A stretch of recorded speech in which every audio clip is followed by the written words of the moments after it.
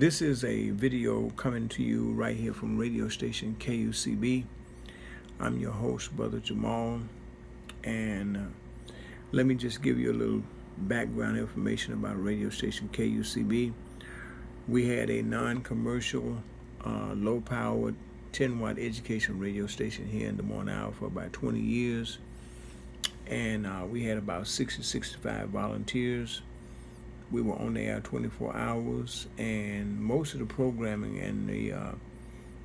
we had was a variety of programming that we had on the radio station KUCB.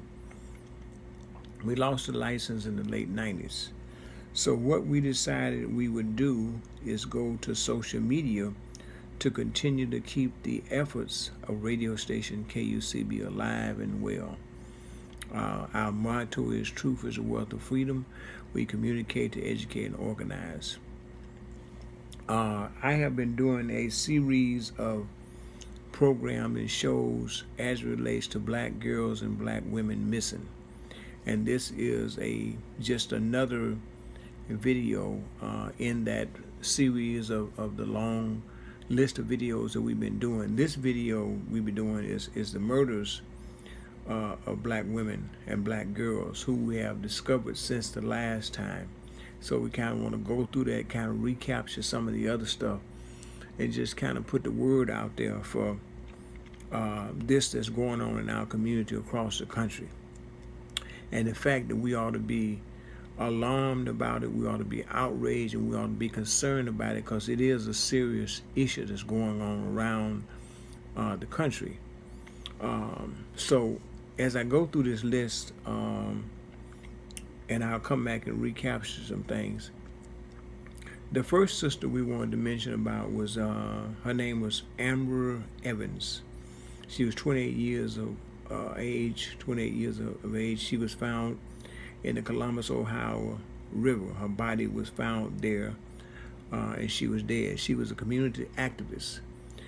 Amber Evans is her name, 28 years of age. I don't know what's happening up in the Columbus area, but we also found where a 11-year-old girl was missing in the Columbus, Ohio area too. We pray that she is found safely, but as of now, an 11-year-old girl is missing. This list I'm going through right now is the black women, black girls who've been found murdered. The second one I have is a Dr. Sonia K. Forbes, 40 years of age. She was found dead in her home with stab wounds. Now this doctor was working on some natural discoveries. She was on the blink of a discovery to cure people with eye problems. And she was talking about using some natural herbs and natural things. As I said, Dr. Sonia K. Forbes, 40 years of age, found dead in her home with stab. She was actually stabbed to death. This is the second sister. The third one I want to mention, the death of the first female U.S. Muslim judge being treated as suspicious. Her body came up in the Hudson River in New York. This is the death of the first female Muslim judge being treated as a suspicious death by police. Her body was found in the Hudson River. And the fourth one I want to mention is a young black girl whose body was found in a duffel bag on a hiking trail. This is in LA County. The sheriff department found her body. This was a young black girl. Her body was found in a duffel bag on a hiking trail by the LA County Sheriff Department. Now this ought to be alarming to you, and it should be a concern to you that this many black women have been murdered, black girls have been murdered, and the murders are still unsolved. Don't know whether they caught anybody, have murdered, they caught anybody, or found anything. But it ought to be concerned about us. Should be concerned to us about this kind of thing that are going on. One of the things that happened back in during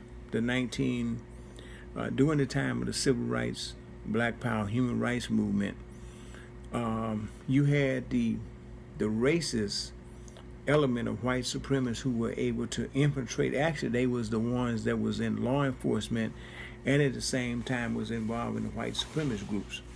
And oftentimes it was traced back to those members of the white supremacist groups. They were behind a lot of the killing and murder that was going on with black people at that time during the civil rights movement, that whole period of the civil rights movement.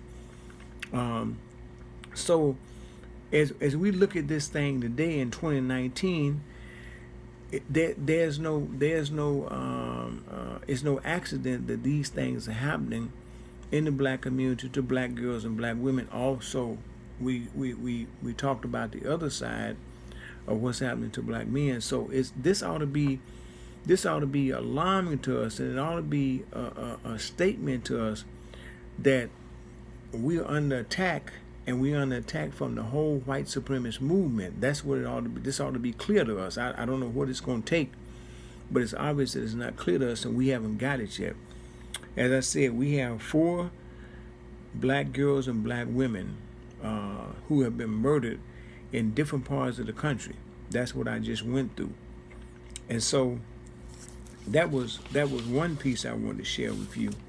The second piece I wanted to share with you, and I mentioned to you about a young, the Columbus, Ohio. This comes from KBNS TV Channel 10.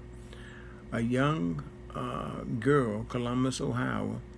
Police are looking for a missing 11-year-old young girl in Columbus, Ohio area, the same area where Amber Evans her body was found. She was murdered in Columbus, Ohio, the same area. Her body came up in the Columbus, Ohio River. Amber Evans, who was murdered at 28 years old. Taking us back to Columbus, Ohio as we speak, a 11-year-old girl is missing in the Columbus, Ohio area. This is reported through WBNS Channel 10 News. So I don't know what's happening in the Columbus area up there, but people should be on the alert and on the lookout for these kind of things and what's going on there. Let me also report to you too, and I just want to say to people who I see on Facebook and different places where people are talking about the missing of black women and black girls, and no one is addressing this and no one is talking about it. Well, that's why we continue to do these shows and continue to talk about this, because it is happening, it is going on, and maybe we don't have the most popular outlet, or we don't have the most popular means of talking about this, but it is being talked about, and it is being shows is done about this. In the Philadelphia area, there has been 7 black girls went missing in Philadelphia in the past month. Once again, 7 black girls have went missing in the Philadelphia area, and this is the past month, that went missing in the Philadelphia area. Now, it's something to that. That should send a red flag up to us, and if that doesn't, I don't know what would get at y'all. In that same light, I mentioned to you too, KTV 1. This is a station in St. Louis, Missouri. Fox News 2 News in St. Louis, Missouri County. Some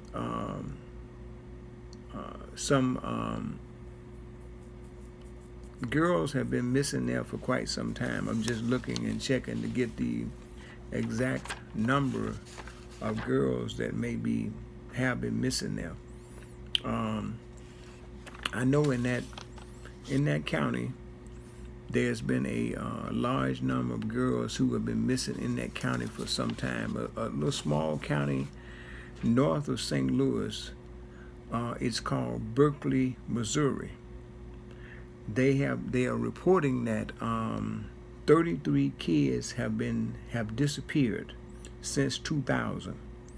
Out of that 33, 12 of those kids are black girls have disappeared once again in a little town, little small country town, I guess, north of St. Louis County.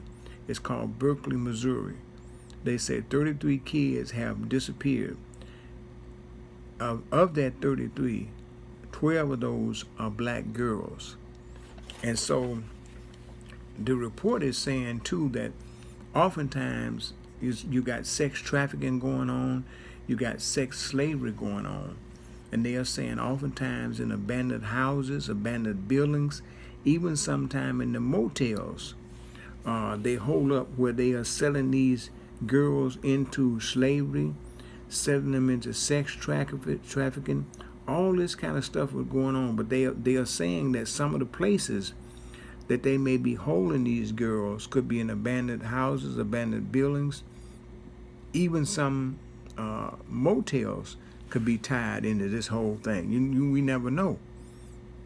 But it's something that we should be on the lookout and trying to find this kind of setup.